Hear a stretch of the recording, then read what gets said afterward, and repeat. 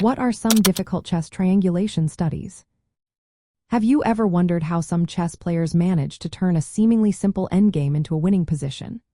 One of the secrets lies in a technique called triangulation.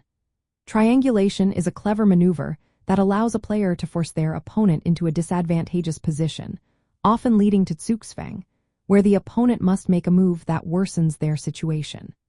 Let's take a closer look at some of the more challenging triangulation studies that can really test your skills.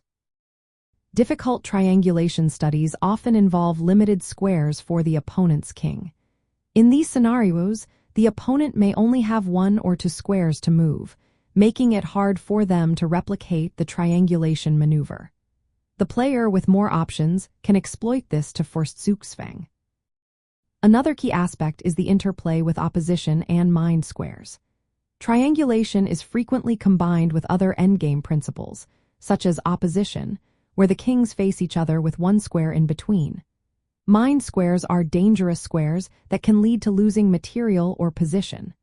Mastering these concepts is essential for solving challenging triangulation puzzles.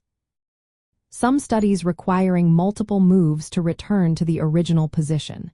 In these tough studies, a player must carefully navigate their king through 3 different squares to return to the starting point, but with the opponent to move. This can be counterintuitive and requires precise calculation. For example, consider king and pawn endgames with Zugzwang. In these positions, one side must triangulate to force the opponent into Zugzwang, allowing for the winning of a pawn or promotion. These scenarios often requiring precise king maneuvers around mind squares to avoid losing tempo or letting the opponent escape. There are also studies involving additional pieces. While triangulation is most common in pawn endgames, some advanced studies incorporate rooks or other pieces, which increases complexity. For instance, triangulation combined with rook maneuvers to force Zugzwang, or when material demands a higher level of calculation and understanding. You can find practical examples in high-level games, such as the encounter between Alexei Shirov and Alexander Grishuk.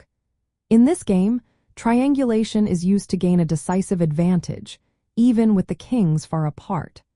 The spatial distance and additional pieces complicate the triangulation pattern, making it a challenging study.